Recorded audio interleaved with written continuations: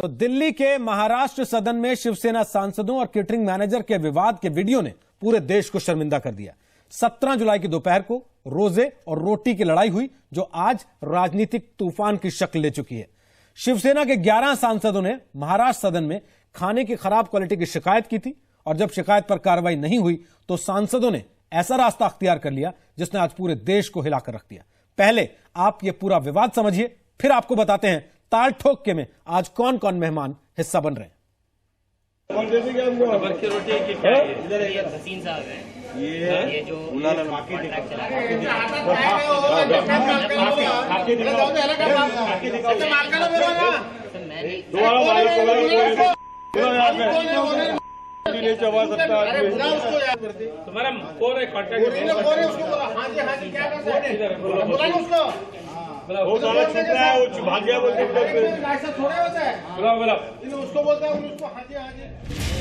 जबरन मुंह में रोटी ठूसने वाले हैं ठाणे से शिवसेना सांसद राजन विचारे, और राजन जिसके मुंह में रोटी डाल रहे हैं वो है अर्चद, दिल्ली में महाराष्ट्र सदन की कैंटीन के मैनेजर।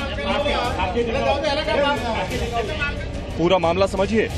17 जुलाई को महाराष्ट्र सदन में शिवसेना सांसदों ने एक बैठक बुलाई, जिसमें सदन के इलेक्ट्रिकल, सिविल, हाउसकीपिंग और कैटरिंग जैसी समस्याओं पर चर्चा होनी थी।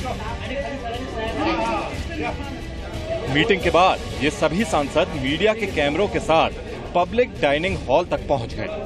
सांसदों को शिकायत थी कि यहां खाने की क्वालिटी खराब है।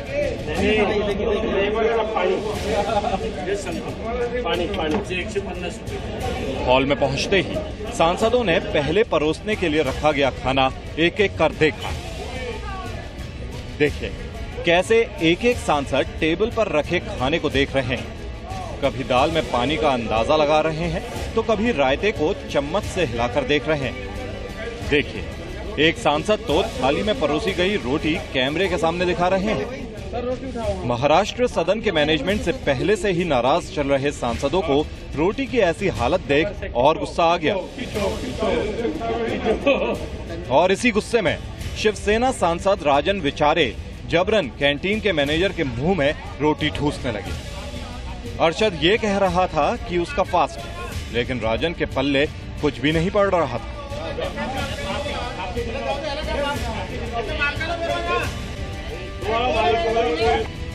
आरोपों के मुताबिक सांसदों ने कैंटीन के दूसरे कर्मचारियों के साथ भी बदसलूकी की और उन्हें डराया धमकाया, लेकिन विचारे की दलील कुछ और ही है। नहीं, खाना जबरदस्ती नहीं किया सर, उसकी खाना खिलाने के रास्ते के आदमी को पकड़ के मैंने खिलवाया नहीं। वो जिम्मेदार आदमी था, वो मैनेजर था, उसकी जिम्मेदारी थी। वो फुटेज देखो, उस पे वो आदमी का कुछ भी ऐसा बैच नहीं था, कुछ भी लिखा हुआ नहीं था। महाराष्ट्र सदन में जो कैंटीन है उसे IRCTC चलाती है। उसने रेजिडेंट कमिश्नर से इस बात की शिकायत की और सांसदों द्वारा धमकी और बदसलूकी का आरोप लगाया।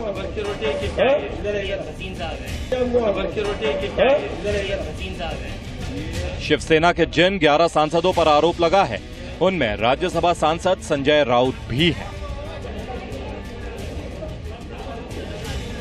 कैमरे पर जो दिख रहा है उसके बाद भी उनका दावा है कि सारे आरोप बेबुनियाद हैं। लोग गुस्से में थे, गुस्से में एक दो बातें हो गई होगी तो देखना पड़ेगा, लेकिन मुझे लगता है कि और जो जिस प्रकार से माहौल बनाया है शिवसेना के खिलाफ, उससे महाराष्ट्र के जो भ्रष्ट कांग्रेस वाले हैं, जो PWD मिनिस्टर है, राज्य के मुख्यमंत्री है, वो उसको धार्मिक और राजनीतिक रंग देना चाहते हैं। शिवसेना की दलीलों में दम नहीं है। जी न्यूज सवाल पूछता है, अगर खाने की क्वालिटी खराब थी तो शिकायत का ये कौन सा तरीका है? क्या सांसदों को नहीं पता था कि कैंटीन मैनेजर ने रोजा रखा था? फास्ट की बात कहने के बाद भी मुंह में जबरन रोटी क्यों ठूसी गई? राजन विचारे ने कहा कि रोटी खराब थी, तो क्या रोटी मुंह में ठूसेंगे? इतना सब होने के बाद भी आरोपी शिवसेना सांसद माफी क्यों नहीं मांग रहे हैं? हम ये खबर आपको दिखा रहे हैं क्योंकि जो कुछ हुआ वो नहीं होना चाहिए। साथ ही जी न्यूज ये अपील करता है कि इस खबर को कतई सांप्रदायिक मोड़ ना दिया जाए और उसे सिर्फ खबर के तौर पर लिया जाए। रशिम पुराणिक के साथ रवि त्रिपाठी, जी मीडिया, दिल्ली। और हम आपको बता दें कि आज हमारे साथ ताल ठोके में बाबा सिद्दीकी हैं, नेता कांग्रेस के। हमारे साथ असदुद्दीन ओवैसी हैं, सांसद एमआईएम के। हमारे साथ हैं पप्पू यादव, सांसद आरजेडी के। हमारे साथ हैं नवाब मलिक, नेता एनसीपी के। और हमारे साथ हैं शिवाजी अदलराव पाटिल, सांसद शिवसेना के मुंबई से। और मुनाफ हकीम, अध्यक्ष महाराष्ट्र अल्पसंख्यक आयोग के, वो भी हमारे साथ मुंबई से ही जुड़ेंगे। इन सबसे हम बात शुरू करें उसके पहले फटाफट आपको जरा उन सांसद महोदय की सफाई भी सुनवा दें जो वीडियो में दिखाई दे रहे हैं इस पूरी हरकत को करते हुए। राजन विचारे, उनका क्या कहना है जब उनसे सीधा सवाल पूछा गया कि आपने ऐसा क्यों किया, तो उन्होंने क्या कहा वो भी सुनिए। ये रोटी जानवर भी नहीं खा सकता है तो आदमी को क्यों खिला रहा है? तो ये रोटी आप टेस्ट करके खा के दिखाओ मेरे को। और उसको मैंने ऐसे मुंह के सामने रखा है, उसको कोई ऐसा जबरन उसके मुंह के अंदर डाल दिया, ऐसा कोई फुटेज में नहीं है। जी, तो सुना आपने शिवसेना के नेता, शिवसेना के सांसद, उनका कुल मिलाकर पूरा मामला रोटी की क्वालिटी के इर्द गिर्द है। लेकिन बात उससे कहीं आगे बढ़ चुकी है। क्या शिवसेना इस बात को समझती नहीं या फिर जानबूझकर नासमझी का दिखावा किया जा रहा है? अदलराव पाटिल साहब, माफी मांगने में दिक्कत क्या है शिवसेना को?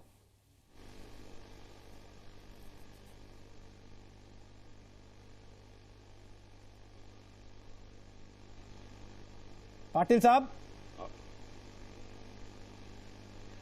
आवाज नहीं आ रही आपकी। पाटिल साहब, शिवसेना को माफी मांगने में दिक्कत क्या है? अगर कुछ गलती हुई है तो उस पर माफी मांग लेनी चाहिए, बात खत्म हो जाती है।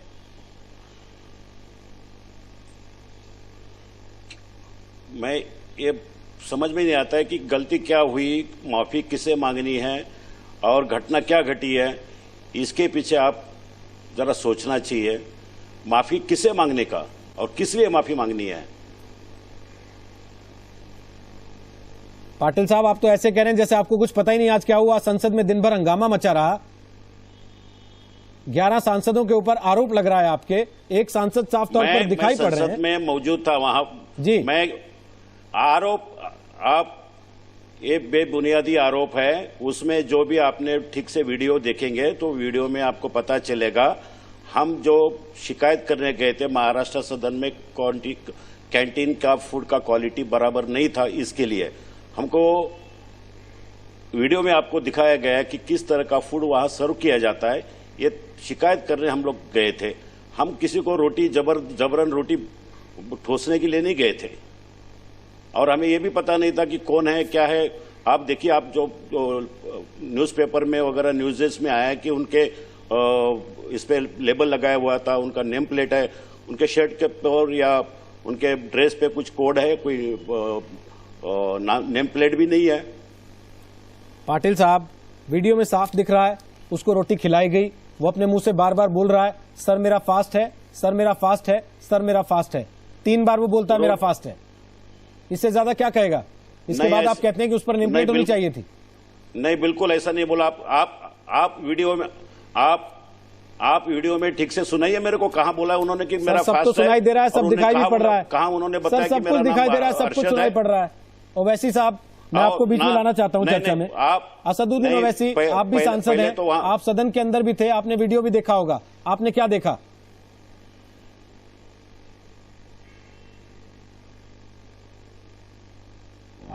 सारी दुनिया ने देखा और सुना, और खुशकिस्मती की बात यह है कि मैं अच्छा सुन सकता हूं, अच्छा देख सकता हूं। ना मैं नाबीना हूं ना बहरा हूं। तो जो मैंने सुना वो ये है कि इस शख्स के ये कह रहा था कि ये रोजेदार है, इसके ड्रेस पर लिखा था, और खुद अरशद ने मीडिया के सामने आकर कहा कि मेरे ड्रेस पर लिखा हुआ था।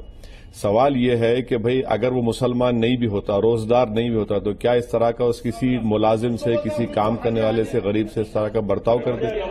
साउथ मुंबई से जो एमपी आते हैं, लाखों गरीबों ने उनको वोट डाला। क्या इस तरह के गरीबों से बर्ताव करेंगे आप?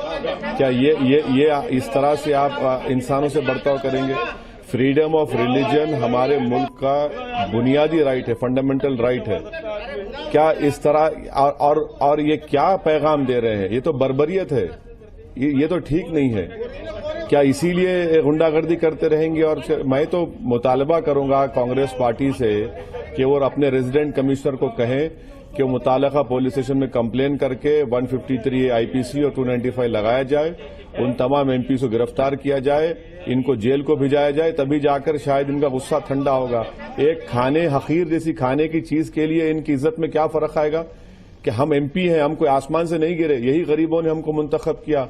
और हम जब आवाज उठाते हैं और पुकार कर कहते हैं पार्लियामेंट के गरीबों को ये चाहिए, भाई तुम गरीब के पेट पे क्यों लात मार रहे, फिर आप उसको बेइज्जत कर रहे, उसको कि क्या जलील कर रहे पूरा उसको। ओवैसी साहब, पहली बार एक अच्छी बात आपने की कम से कम कि इसे रोजे से इतर करके देखा और आपने इंसानियत की तरफ इसको एक कदम बढ़ाया। क्या बाबा सिद्दीकी, महाराष्ट्र की सरकार इस मामले में वो कार्रवाई करने की तैयारी में है जो बात असदुद्दीन ओवैसी कह रहे हैं?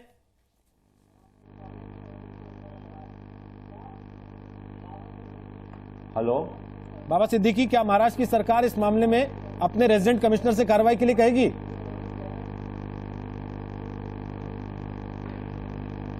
मैंने अभी चित्र देखा जी। और जो एक शख्स ने कहा कि उसने देखा नहीं है, मुझे आश्चर्य हो रहा है कि ये बदकिस्मती की दुर्भाग्यपूर्ण है कि ये ऐसा सत्ता का अहंकार गरीब शख्स, जैसे ओवैसी साहब ने सही फरमाया कि एक बार अगर उसका रोजा नहीं भी होता तो there are forums where you have to address such grievances. अगर इसी तरह अगर वो, मैं समझता हूं अपना अहंकार, सत्ता का अहंकार और जो लोगों ने चुन के दिया है उनकी अपब्रिंगिंग, उनकी सोच ये बता रही है। और मैं समझता हूं शासन को इस पे सख्त के सख्त कार्रवाई करना चाहिए, क्योंकि ये एक फोरम है, सदन का रेसिडेंट कमिश्नर होता है और वो बार बार कह रहा है कि मैं रोजे से हूं, और उसके बावजूद मुंह में ठोसना, जैसे हमारे हिंदू भाई श्रावण रखते हैं सोमवार का, हमारे यहाँ क्रिश्चियन भाई लेंथ रखते हैं। ये देश सर्वधर्म के लोगों का देश है और हर आदमी एक दूसरे का आधार करता है। पर ये दुर्भाग्यपूर्ण है कि मैंने जो शख्स शिवसेना का है और वो कह रहा है कि उसने देखा नहीं, तो आप उनको वीडियो क्लिप दिखाइए और उनकी पार्टी में भी उनको एक्शन लेना चाहिए। मैं तो कहूंगा अगर वो पार्टी अपने आप को लोकशाही में मानती है और जनता जो चुन के देती है, ऐसी अगर एमपी हो तो इसका ये मतलब नहीं कि आपको ऊपर से गिरे हो, आपको जनता नहीं चुन के दिया है। और मैं समझता हूं कि इन पे सख्त से सख्त कार्रवाई होगी। नवाब मलिक साहब, दो अलग अलग चीजें हैं, एक वो अव्यवस्था जिसको लेकर नाराजगी है शिवसेना के सांसदों की, और दूसरा इस मामले को धार्मिक और राजनीतिक रंग देना। क्यों आप लोग इसको धार्मिक और राजनीतिक रंग देने की कोशिश कर रहे हैं? अगर मामला केवल अव्यवस्था का है तो आप अपने रेजिडेंट कमिश्नर से कह सकते हैं ना, कि सवाल कर सकते हैं इस बात को लेकर कि इसको सुधारा जाए।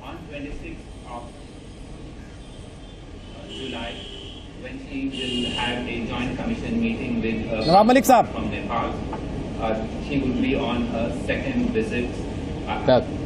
जो राजन बेचारे हैं ये स्टंट बहादुर हैं, खबरों में किस तरह से बने रहे, इस तरह की हरकतें ये पिछले 10 साल से करते हैं। पिछले 10-12 दिन से महाराष्ट्र सदन में खाना ठीक नहीं मिल रहा है, हमारे पेट की लड़ाई हम लड़ रहे हैं, इस तरह का माहौल शिवसेना के एमपी बना रहे हैं। अगर खाना एमपी को अच्छा नहीं मिलता है तो खान पान समिति है, वहां वो कंप्लेंट कर सकते हैं। फिर भी नहीं ठीक होता है तो सुमित्रा महाजन जी के पास कंप्लेंट हो सकती थी, पार्लियामेंट में मामला उठाया जा सकता था। ये सब उनके पास हथियार होते हुए गुंडागर्दी करना और पब्लिसिटी हासिल करना, यही उनका एक उद्देश्य था। उन्हें अगर खाना अच्छा चाहिए तो अपनी पेट की लड़ाई, जनता की लड़ाई नहीं हो सकती, पहले उनको समझना पड़ेगा।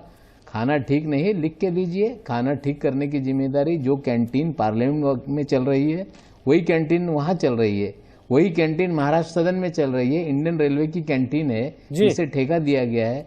अगर वो चीजें गलत है तो आप पार्लियामेंट में मामले को उठा सकते थे। उन्हें ये पब्लिसिटी करना था और वो पब्लिसिटी हासिल करते समय एक रोजगार के मुंह में रोटी ठूंसते रहे।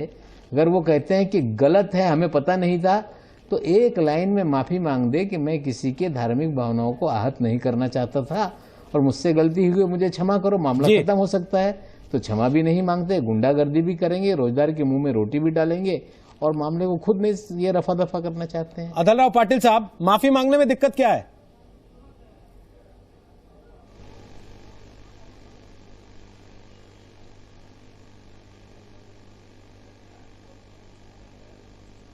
हेलो पाटिल साहब, माफी मांगने में दिक्कत क्या है? हेलो, आवाज आ रही है? जी आ रही है, सब सुन रहे हैं आपको। मैं ये मुझे ये समझ में नहीं आता कि मेरा ये समझ में नहीं आता है कि ये सारा मामला जो है, सारा मसला जो है महाराष्ट्र सदन में खाने की क्वालिटी ठीक नहीं है। आप जो बात कर रहे हैं ये घटना 17 जुलाई को हुई है। 17 जुलाई के बाद आज 23 जुलाई है। 6 दिन में ये सारा प्रशासन कहाँ गया? इसके पीछे महाराष्ट्र गवर्नमेंट और कांग्रेस के कुछ लीडर लोगों का हाथ है कि इसको राजनीतिक बनाया जाए। और उसके साथ में मैं समझता हूँ जो रेसिडेंट कमिश्नर है महाराष्ट्र सदन के, महाराष्ट्र गवर्नमेंट के, बिपिन मलिक, इसमें इसका हाथ है। ये उन्होंने बनाई हुई स्टोरी है, इन्होंने बनाया हुआ ये मोड़ है, ये इसके पीछे बड़ा षड्यंत्र है। इसमें कोई किसी की धार्मिक भावना दुखाई गई नहीं है। ये जो मेन मुद्दा, अहम मुद्दा जो है खाने की क्वालिटी का था। एमपी लोग वहां रह रहे हैं, उनको खाना बराबर नहीं मिल रहा है। कई बार 10-20 दिनों से सारी बातें सही हो सकती हैं, कंप्लेंट करने सारी के बातें बाद सही भी हो सकती हैं पाटिल उस पे साहब, कोई, लेकिन वो तरीका सही था क्या जो करते हुए दिख रहे हैं वीडियो में? वो तरीका सही था क्या? हाँ, तो तरीका में मैं आप वीडियो में जो दिखाया गया है कि उसको आपने उसको खिलाया नहीं है। आप देखिए, उसको खाली मुंह तक रोटी गई, उसके बाद में उसने ना तो हमें पता था कि वो अरशद है या क्या है। हम तो समझ के चल रहे थे कि वो कैंटीन मैनेजर अब तो पता है, हम उसको दिखा रहे थे, अब तो पता है सबको, खिला रहे, वो खाना आप खा के देखो। अब तो सबको पता है ना सर? नहीं, आपको पता है तो क्या, मैं बता रहा हूं जो खाना बना रहे, वो खाना जो खाना आप दूसरे को खिलाते हो, जो खाना और एमपी लोग खा रहे, वो खाना सुपरवाइजर को खाने को देना चाहिए। ये हम लोग की कोशिश थी। पप्पू यादव, क्या इस मामले पर राजनीतिक फायदा उठाने की कोशिश कर रहे हैं आप लोग? आपने सदन में जो कुछ किया आज, जो बात शिवसेना कह रही है? नहीं, सवाल उठता सदन में हुआ क्या? सबसे बड़ी पहली बात तो शिवसेना का जन्म ही नकारात्मक विचारधारा पर हुई है। बाला साहब ठाकरे और शिवसेना जनक है नफरत, आज नहीं, विवाद ही शिवसेना का जन्म हुआ है। चाहे वो पाकिस्तान का सवाल हो, फील्ड खोदने का सवाल हो, चाहे देश में गरीबों के शोषण का सवाल हो, मराठा में जिस तरीके से बिहारियों को, उत्तर भारत के लोगों को गाली देना, नफरत करना, काटना, उसको मरवाना, चाचा भतीजा, ये सभी लोगों का जन्म हुआ है। एक दूसरा चीज, आजादी के बाद पहली घटना किसी सांसद के द्वारा आज तक तो घटना सांसदों के द्वारा की गई। ये एक सवाल उठता है कि क्या ये भारत की है, जो भारत जो संस्कृति रही है दुनिया में, जो ऊंचे मूल्य। पप्पू जी, आपकी आवाज आ नहीं रही है। एक बात तो तकनीकी दिक्कत है, वापस आपसे बात करने की कोशिश करते हैं, लेकिन एक सवाल ये भी है कि जब आप ये कहते हैं कि मराठा बिहारी को हम बीच में लाएंगे, तो फिर उनकी बात में दम लगता है कि आप उसका राजनीतिक फायदा उठाना चाहते हैं। ओवैसी साहब, क्या इसका राजनीतिक फायदा उठाने की कोशिश नहीं हुई है सुबह से आज तक, जो कुछ हम देख रहे हैं सदन के अंदर हुआ है?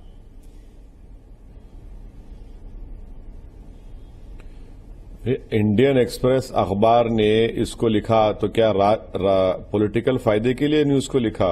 सर, ऐसे तो पूरा वीडियो दिखा रहे हैं जो आपने अखबार में नहीं देखा कवरेज किया, और उसी कवरेज को हम तो वीडियो दिखा रहे हैं ना, सब कुछ सामने रख दिया हमने उठाकर, इसलिए कि जो कुछ हुआ वो पूरा देश देख ले।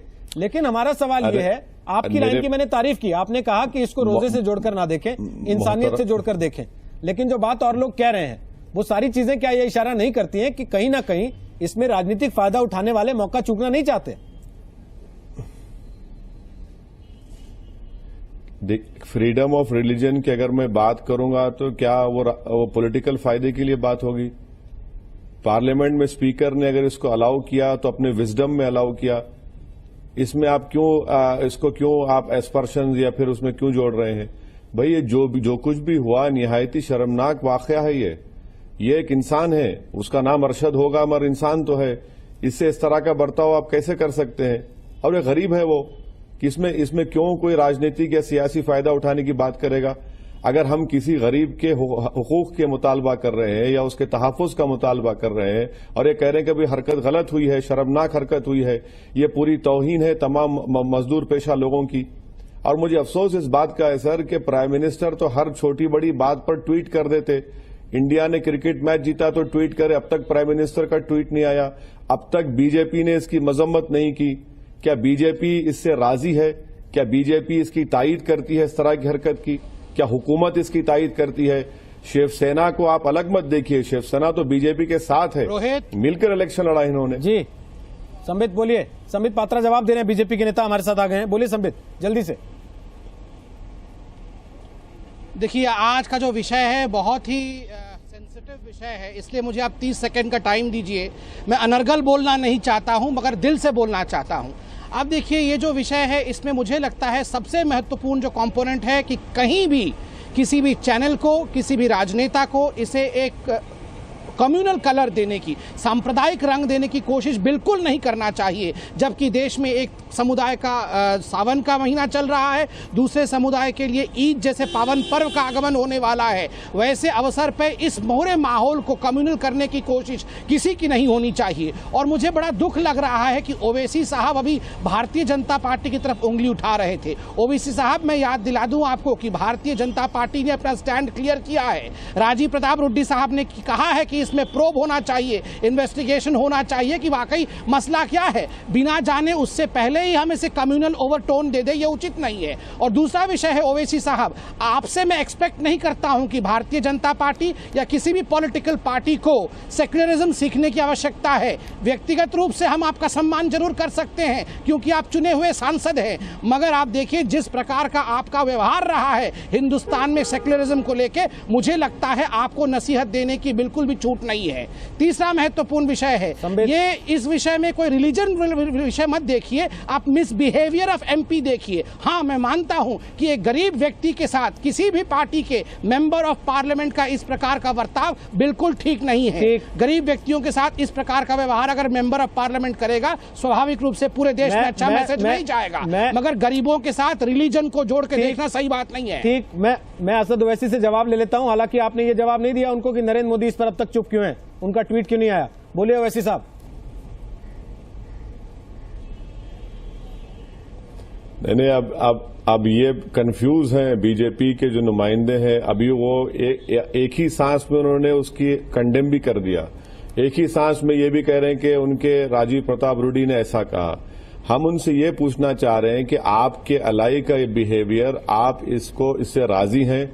आप इसको कंडेम करते नहीं करते? साफ और वाज़ेह अल्फाज में इंक्वायरी तो होगी, जो मालूम होगा इसको कंडेम करना चाहिए, क्योंकि बीजेपी बार बार यही कहती है कि सबका विकास सबका साथ। आप मुझे गाली दीजिए, मुझे कम्युनल कहिए, वो तो सारी दुनिया कहती है, मगर आप तो दूध के धुले हुए हैं ना, तो इसलिए हम आपसे पूछते हैं। उम्मीद तो मैं भी नहीं करता आपसे। आपका पार्टी का मौक़िफ़ क्या है? क्या पार्टी इसकी मजम्मत करती, कंडेम करती, नहीं करती? दूसरी बात यह है कि क्या बीजेपी पुलिस से कहेगी कि सो मोटो इस पर केस बुक किया जाए? क्या 153A और 295 आईपीसी का मुतालबा करना कोई कम्युनल मुतालबा नहीं है सर? आप किसी को जब एक आदमी कह रहा है कि भाई मैं रोजे से हूं और आप उसके मुंह में रोटी ठोस देते हैं, तो ये 153A और 295A का वैलिड सेक्शन इन पर लगता है। और तीसरी बात, बीजेपी के पास रेलवे मिनिस्टर है, तो क्या रेलवे मिनिस्टर इस पर एक्शन लेंगे? इनके स्टाफ पर हमला है ये तो गवर्नमेंट के मुलाजिम पर हमला है जी। ये तो आप असॉल्ट कर रहे हैं गवर्नमेंट सर्वेंट को।